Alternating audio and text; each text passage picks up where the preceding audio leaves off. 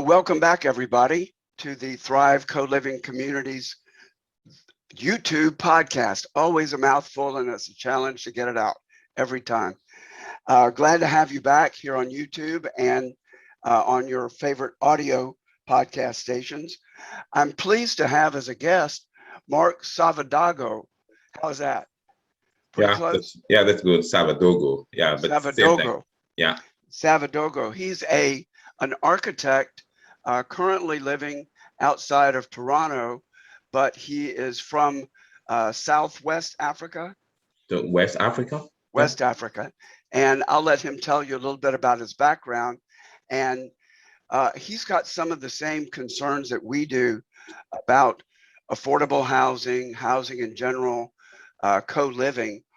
So I wanted to invite him to just participate in an ongoing conversation about these challenges and see where we go. Marc, thanks so much for contacting me and for being on the podcast.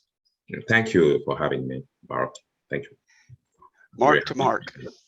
Yeah. So first of all, give us some context. Tell us about your work, where you're working, and let's just launch into it. Some of your concerns and things that motivate you in your work as an architect. Okay. I'm an architect. I'm practicing my work, my profession in West Africa, Burkina Faso mostly, and in Morocco as well. I've studied in Morocco. I started my studies in Morocco, and then I finished in France and back in Morocco, where I opened my own practice for 9 years. And after the 9 years, I moved in Toronto, and I stayed in Toronto for 4 years, where I had to work with Toronto Community Housing. I had to work with the Franklin Center, with a couple of companies here, and with the real estate company as well. So then I moved back to Africa for some projects, some much more challenging project after 2015, and then back in Canada in 2020. So working here as well and getting projects in Morocco, get houses like luxury villas, customized housing, and developments as well.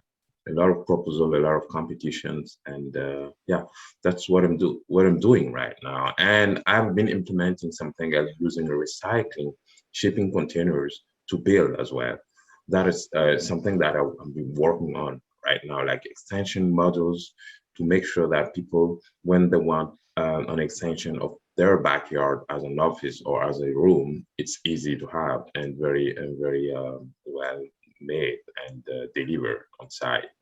Yeah, that's what I'm working on right now, actually. Good. Well, thank you for that. So we started talking about some of your concerns that you see through your work. Let's pick back up on that. What keeps you up at night, and what do you think our challenges are? And you have a very broad perspective from North America to West Africa. Exactly. Same problem. Access to housing, very complicated, very difficult. In Africa, we don't have that hot market. It's different, but still, people don't have access to housing as easier as it should be, because we don't have a lot of development. We don't have a lot of people working on that, on those problems. That's the first thing. And the other thing is, the prices as well, but not like in Toronto or in New York. It's a different scale, but still the price is very complicated.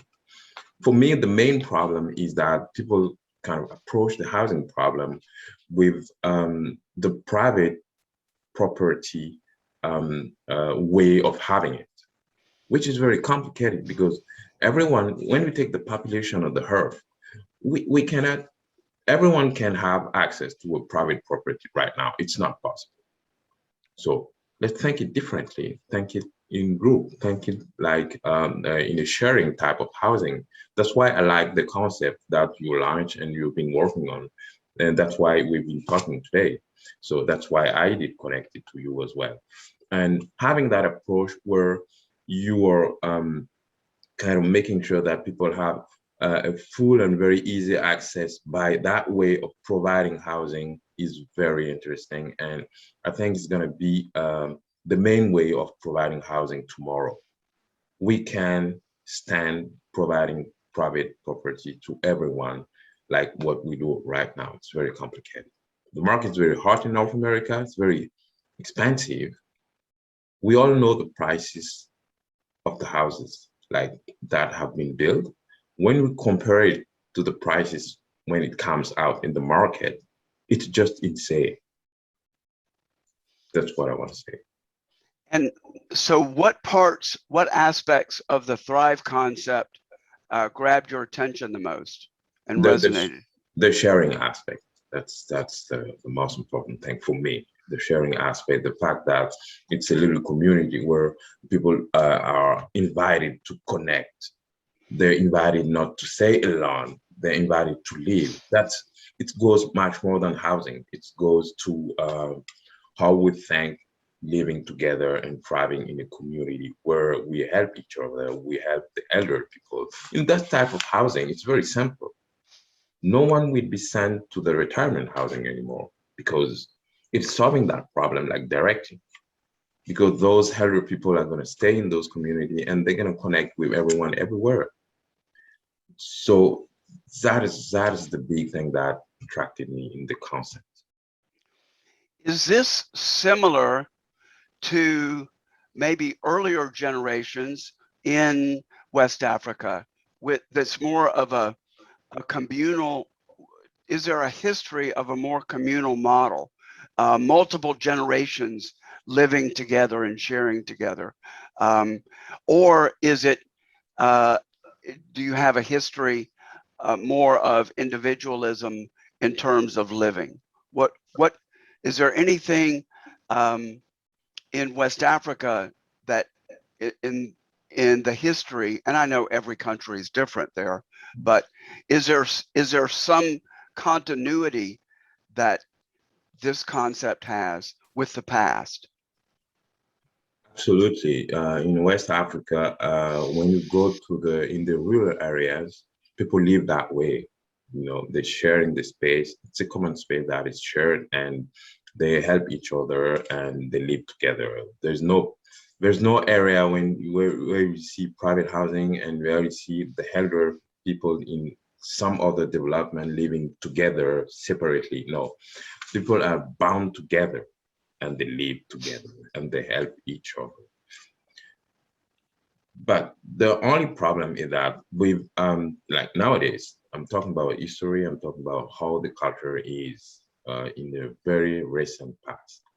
But if you go in an African city today, like Abidjan, even Ouagadougou and Accra, you're gonna see the same problem you have in Washington, New York, and Toronto. It's a different scale. Private property, people living like individually, alone, and so on. So we have to get back to those concepts that are very recent in our culture. I mean, in Africa, it's very recent. It's a very recent past. It's not like in North America where we can say it's far away in the back. No, it's just one generation. It's just there. Just turn and pick it up. It's just there. So, and we are ahead of the game on that. So let's don't leave the game. You know, because here in the States, just let's see, I guess it would be the World War II generation. Yeah. It wasn't unusual to have 2, 3 generations of families living in the same unit or close together next to Yeah. each other. So the senior people helped guide the younger people and help with childcare and all those things that we're talking about for Thrive.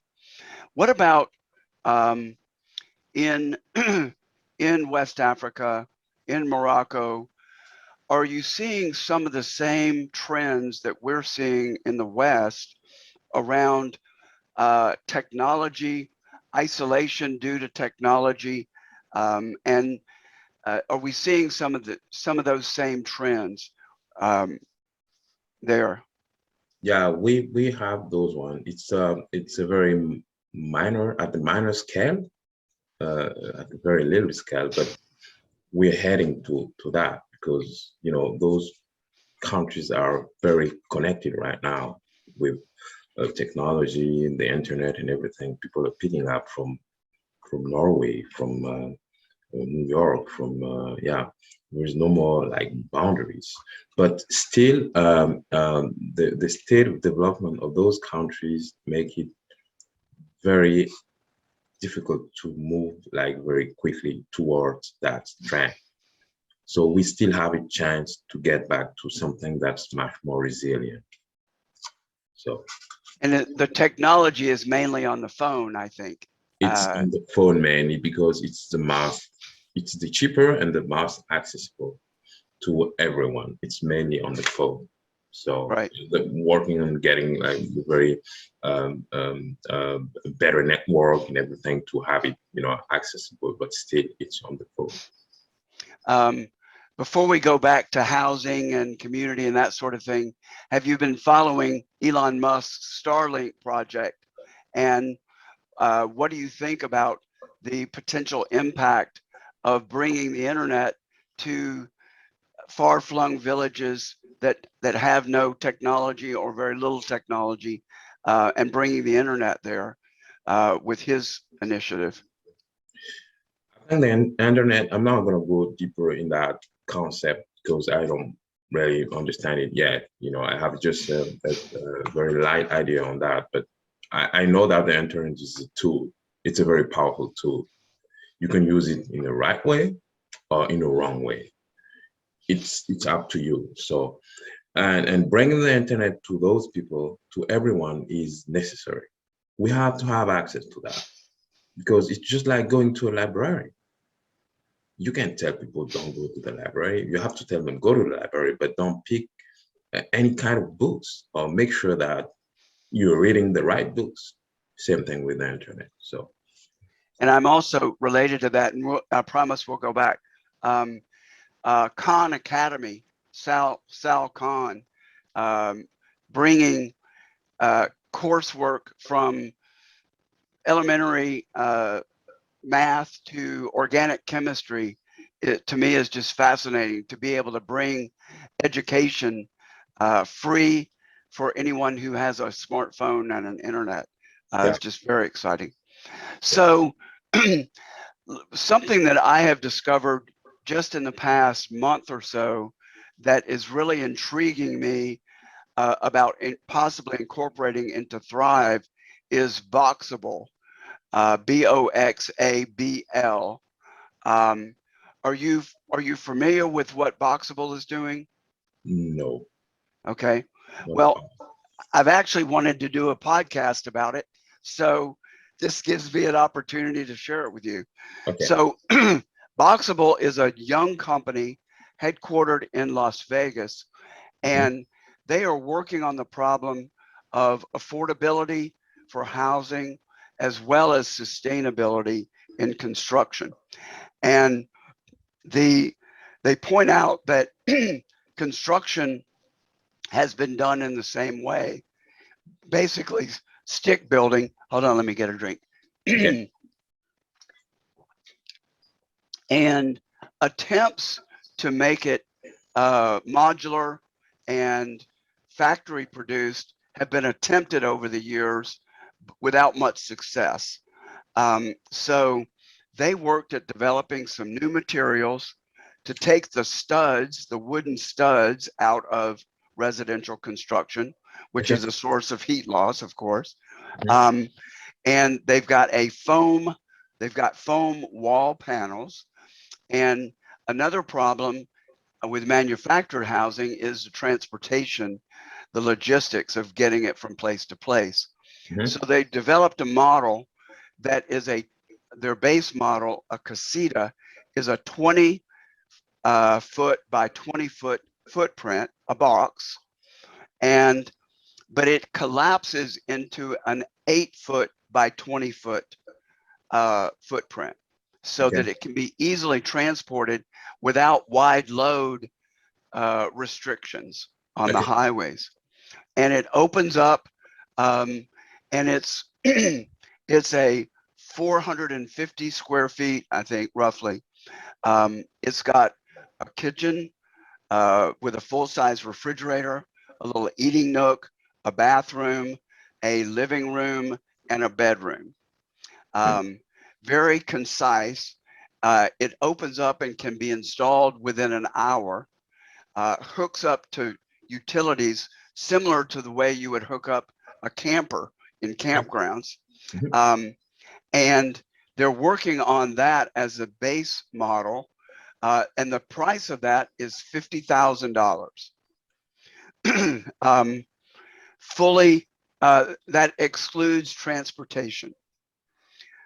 So with another couple of $1,000s for site prep and utility hookup, it's ready to go. They can be stacked.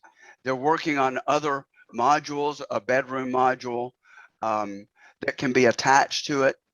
They're working on multi-story.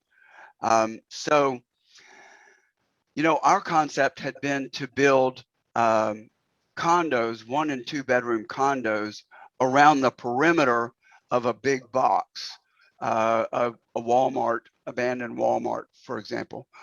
And the average cost that we've been aiming for is about $200,000 to $250,000, which makes it certainly affordable for a group of, let's say, middle income people or retired people, but that may very well be out of the budget of a 20-something that's just getting out of school, wanting to start a family. So I see this as the major building block, possible building block for the residential aspect, instead of putting units inside of a big box, to put them around the perimeter of a smaller box, because now we don't need the residential space. We only need in the center the communal space, kitchens, fitness, entertainment, education, co-working. So we can have a much smaller box in the middle. And then people could either buy them and put them on the property.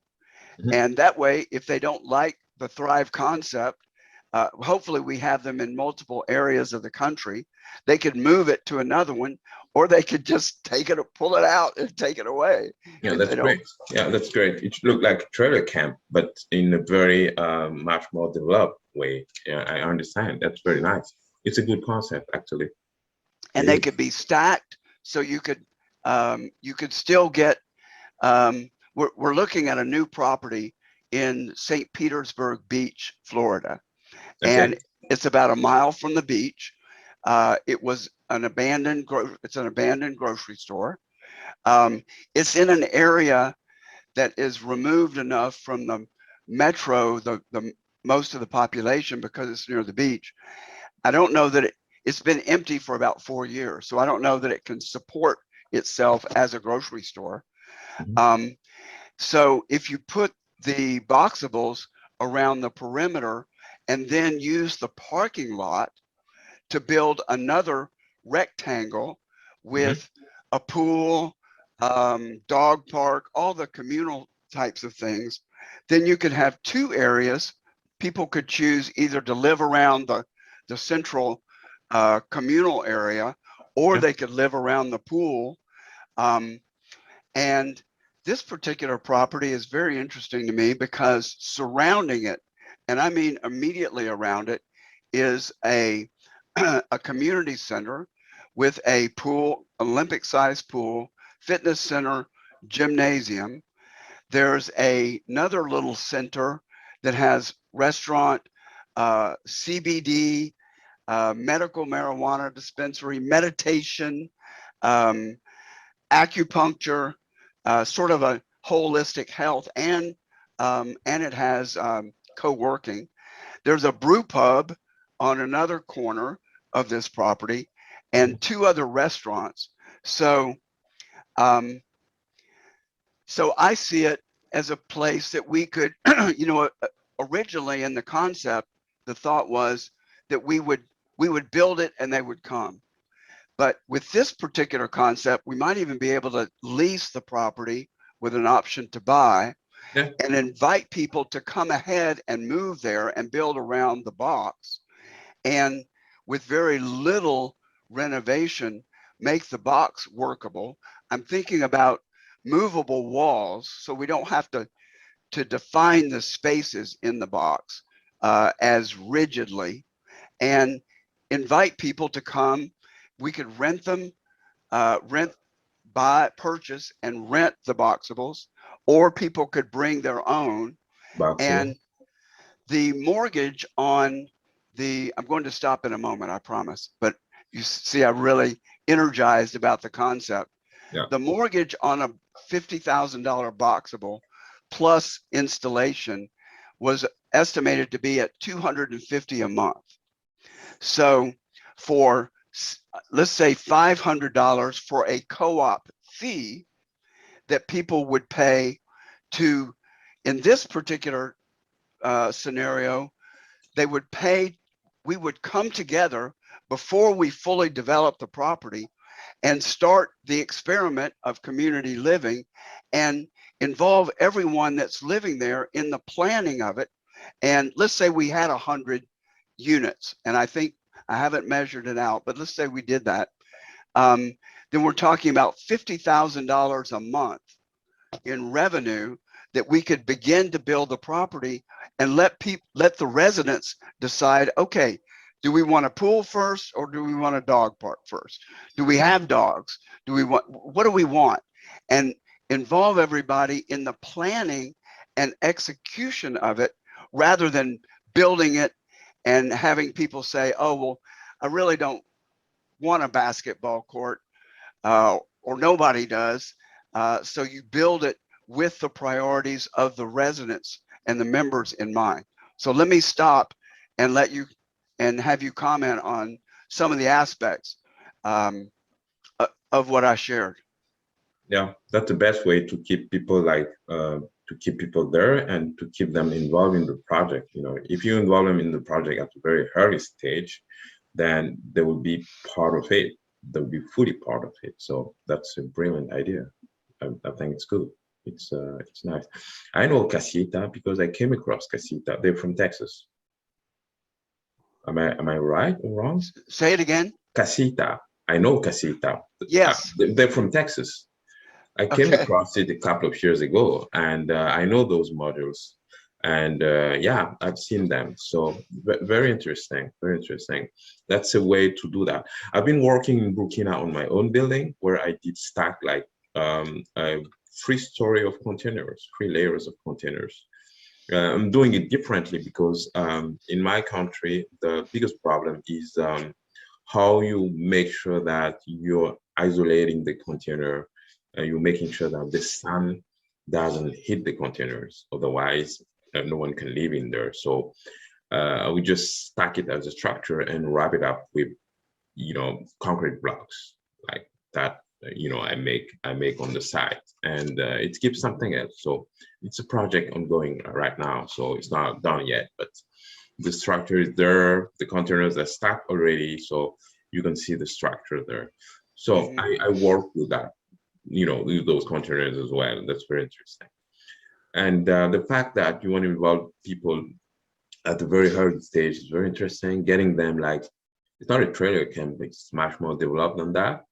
I work on a community in 2 years ago in Burkina. It was a design competition where we won the second prize, actually, a very nice one. I'm going to show you. And we come up with the clubhouse, we come up with a kindergarten, come up with as common space, and with the sport area. And we've developed all the concept of getting land ready for people to build all around those 3 big amenities, and with streets and roads and common areas and everything. Very nice. So that's a good way to do it. To me, it takes a lot of the risk out of it. Even though I see it clearly, and most people that I share it with say, the worst that they say is, well, I wouldn't want to live there, but I get it. I know people who would want to live there, but still multi-generational, inclusive, environmentally sustainable For some people that are more middle of the road, it would be a risk Yeah, to take out a mortgage, to be in a co-op and spend absolutely. 250,000. But if you could rent um, or bring your own Yeah. boxable, it really reduces the cost and the risk. And then another benefit, I think, for our project is that when asked about affordability, the best that we could say is that we hope that people would buy shares and some not want to live there full time and rent it out for the cost at cost. Yeah. But that still was not going to be very affordable for some at the lower end of the financial economic spectrum. But at least in my area, in the St. Petersburg, Florida area, you can't rent anything hardly at all for Yeah. $750, $800. So it would make it affordable to an entirely new group of people um, Absolutely. at that rate. And I believe we could get some funding. Most of our funding attempts are with national foundations. There are a lot of foundations that are concerned Mhm. about affordability and affordable housing. So if we could provide that in a community setting, I think it will really help us with our pitch to potential funding sources. Um, Absolutely. so Absolutely. Same thing in Canada because the Canadian Mortgage and Housing Corporation has developed something like that just to promote people and make sure that people who have like innovative ideas and brilliant idea like that, they come up with the project, they present it, and they can win a prize and get funded to do the project, to implement the project because they don't know how to deal with the housing market right now. It's very complicated. So that's very interesting. The other thing, to come back to what you were saying about your concept, the other thing that is very interesting is that let's not forget that people are moving a lot right now. So you don't want to get yourself involved into a very heavy mortgage that you have to pay for 25 years. Even psychologically, it's very heavy to have.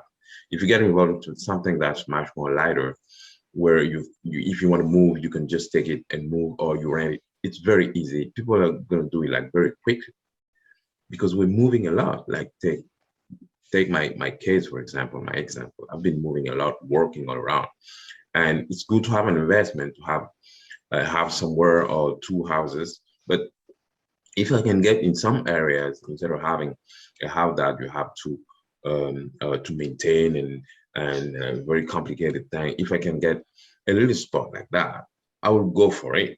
And I will have like instead of having 1 million or 2 million houses somewhere in a fixed one area, I will have like five casitas in 5 countries and pay still the same price, which is very interesting.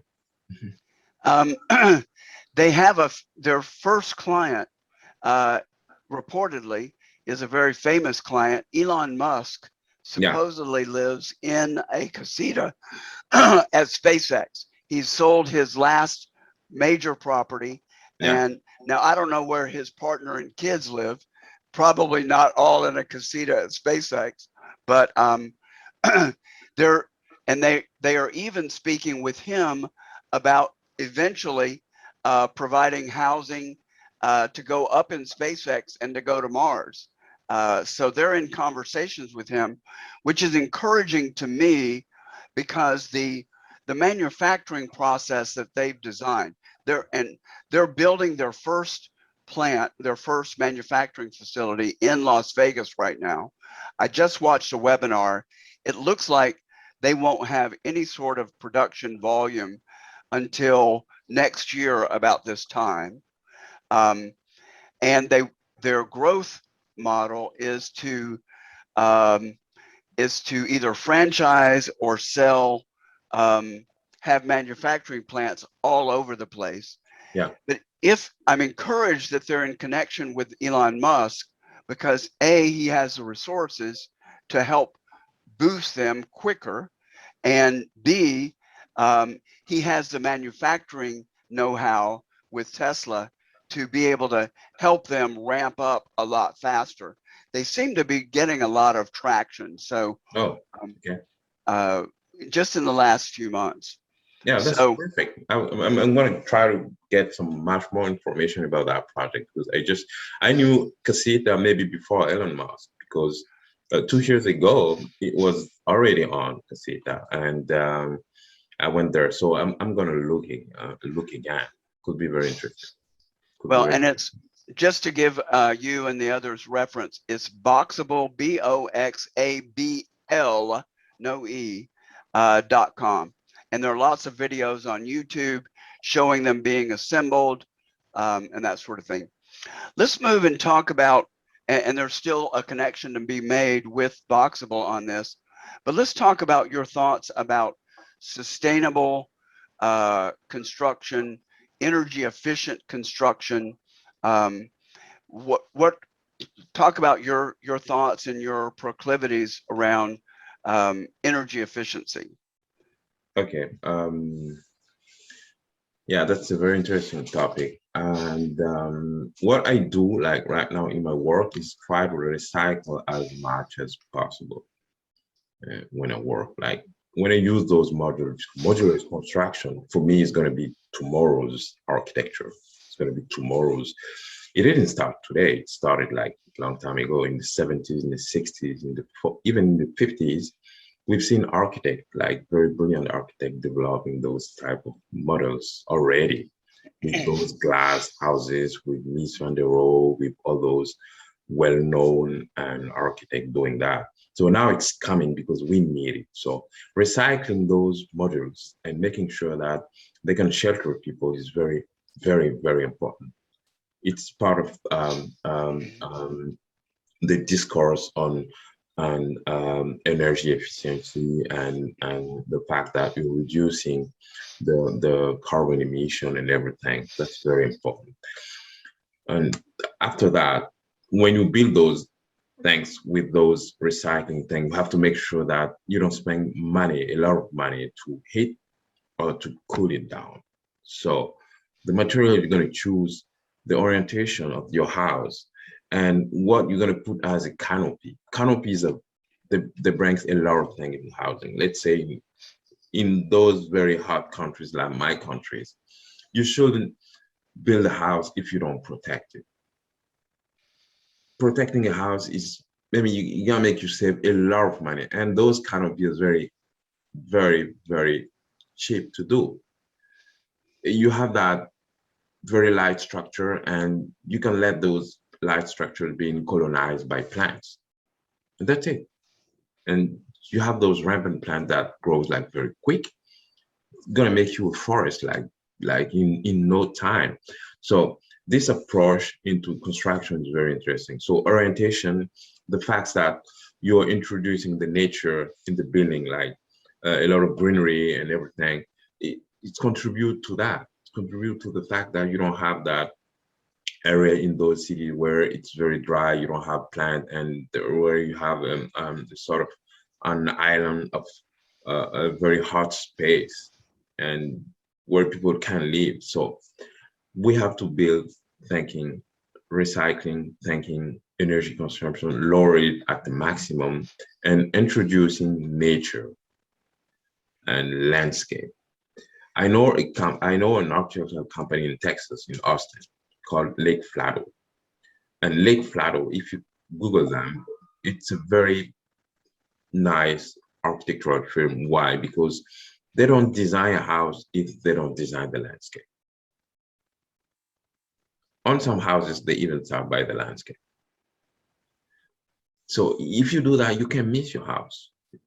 You know, it's not possible. So that's how I design as well.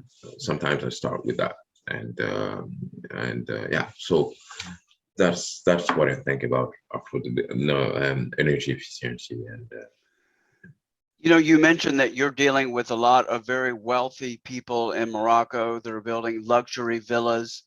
Are you I did that. finding through, and you're dealing with three very different markets, Yeah. major markets.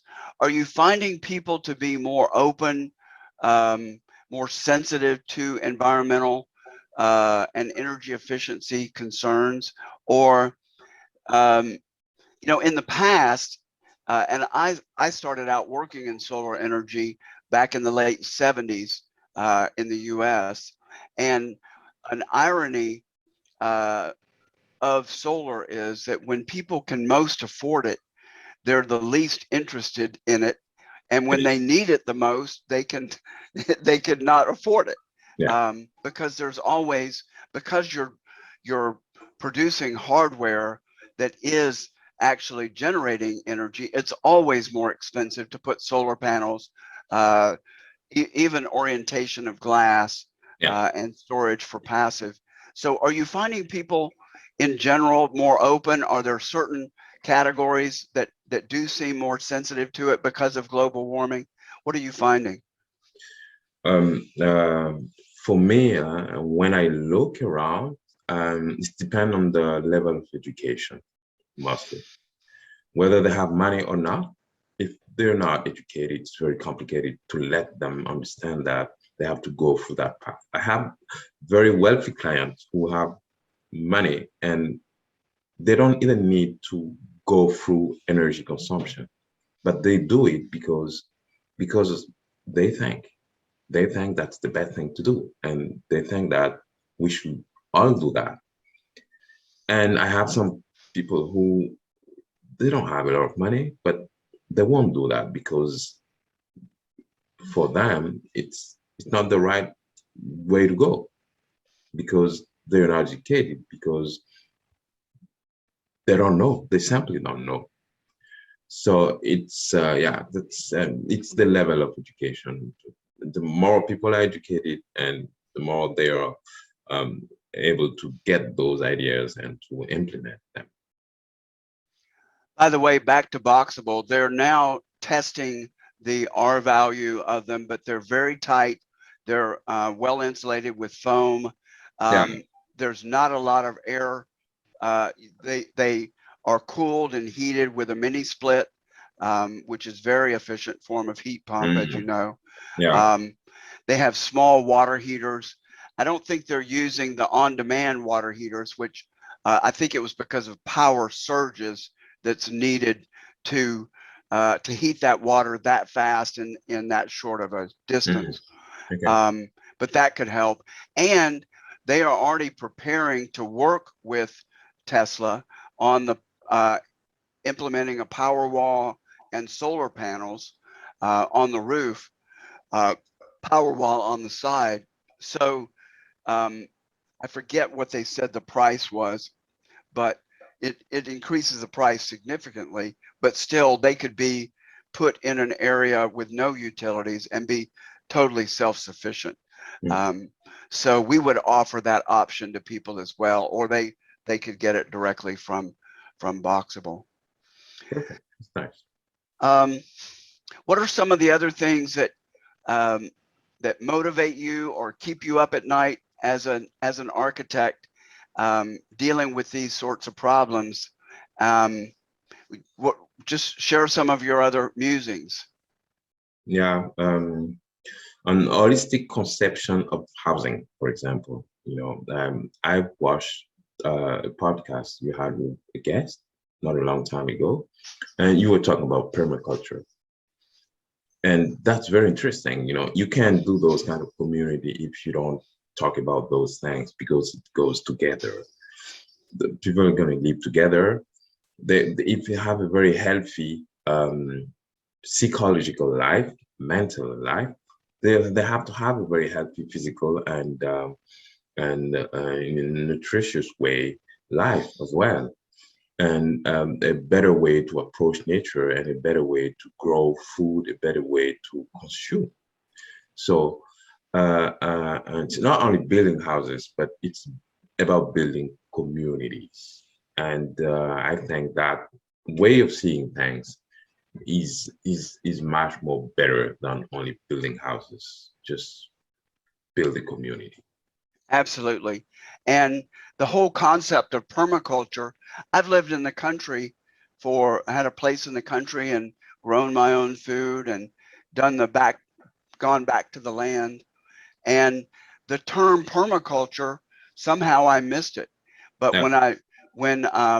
when our one of the architects that's working on the project brought that to my attention, and I educated myself about permaculture, and I would urge the audience, if you're not familiar with it or if you just heard of it, to really take a look at it. It's about finding one's place within the environment, spending time at the site, a lot of time.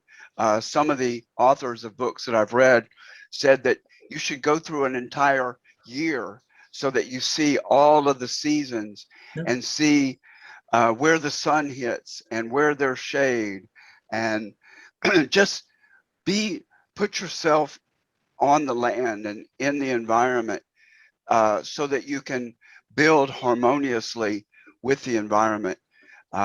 You probably read that we want to do things like aquaculture, Yeah. to grow plants using fish. Mhm. So we would definitely want to have that on property, and provides for some of our own food, so that the project is sustainable in terms of raising some funds and doing some production ourselves, and Yeah. not just consuming, having a Absolutely. mediation program to be able to provide some revenue Yeah. for the community. Absolutely. So I'm glad you brought that up. I think permaculture, and we've thought about having as a subtitle for Thrive a permaculture community, because it does encapsulate so much of what we're aiming for. Absolutely. Absolutely. Let's say only chickens. If you have chicken on your side, you have a lot of things. You have eggs. You have then you can use the the the shade to grow your trees. There is a lot of things to do with that. Say so yeah, I think all those things that are very interesting into that type of concepts, bringing people together to do positive things, and yeah, that's There's some aquaculture farms that have chickens that roost above the fish tanks. So, um, so that the poop goes right down in the fish tanks, and they love it. It's like perfect food for them. So yeah, you've added to that cycle. absolutely.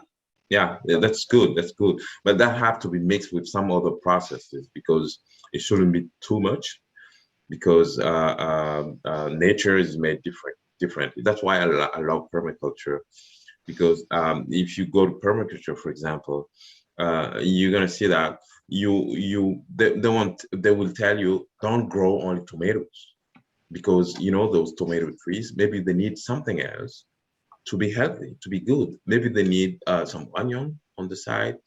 Maybe they need, I don't know, another type of big tree to just um, um, do some shadows, and they will need some insects.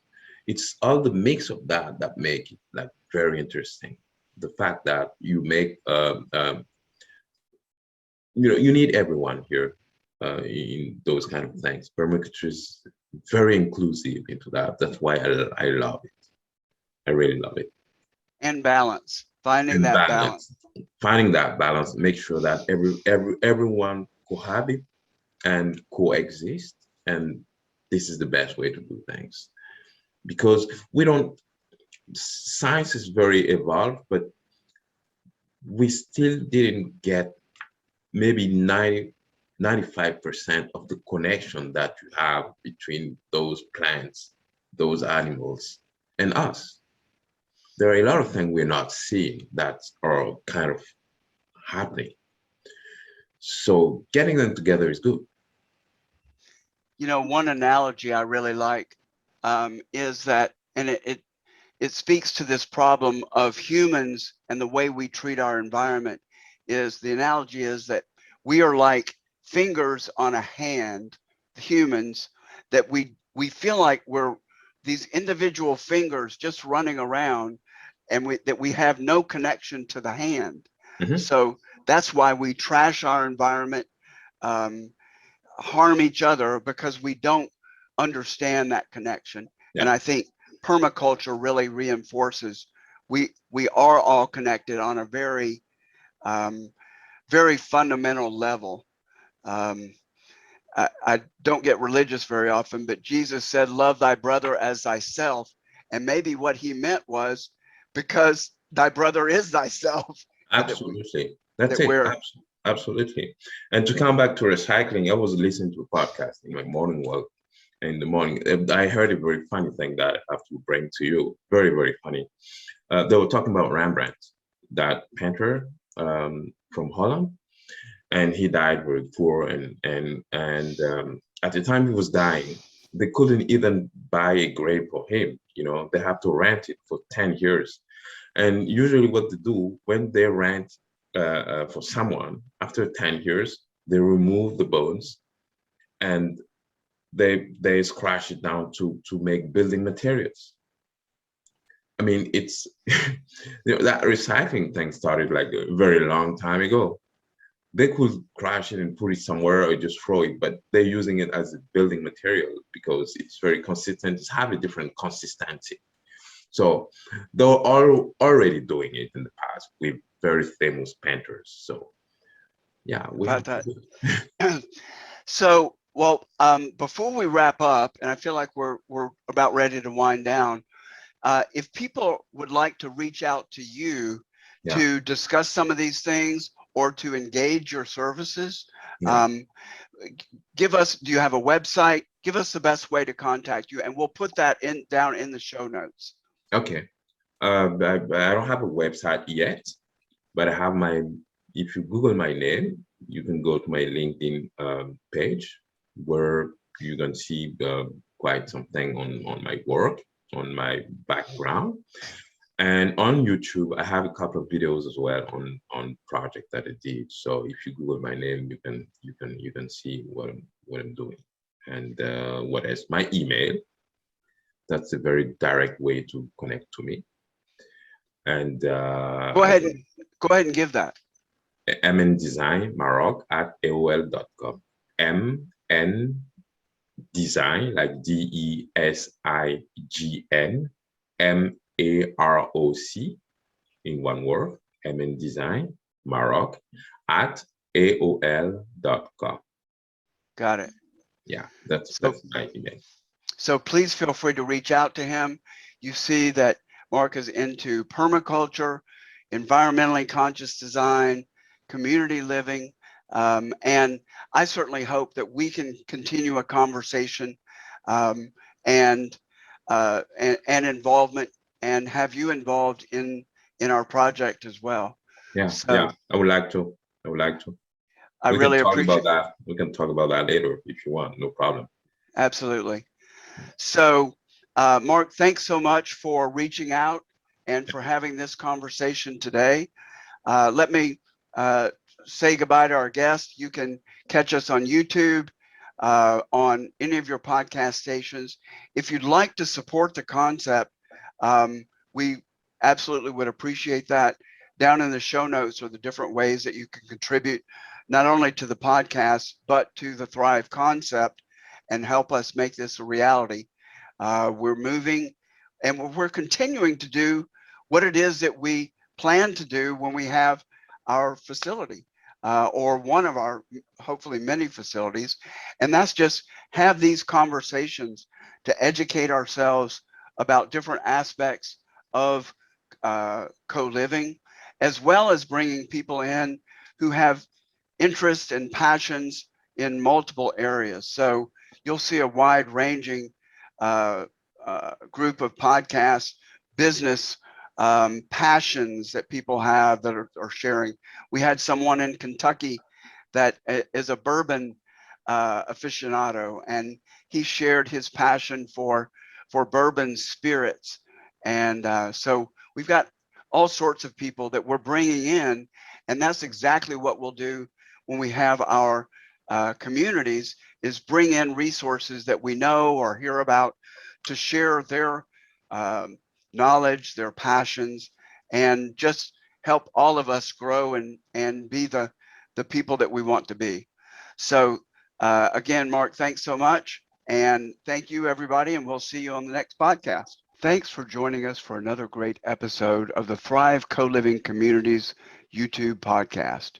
To learn more about our mission and how you can support our vision of creating co-living communities worldwide, please visit us at thrivecolivingcommunities.org. To receive advanced viewings of our podcast and other exclusive content, find us on Patreon at patreon.com/Thrive Co-Living Communities. You can also learn more ways to support our mission in the show notes below. Amazon Smile, GoFundMe, Kroger, and our own Thrive Gear store, where you can buy t-shirts, hats, and many other items. Thanks again for tuning in, and we'll look forward to seeing you again soon.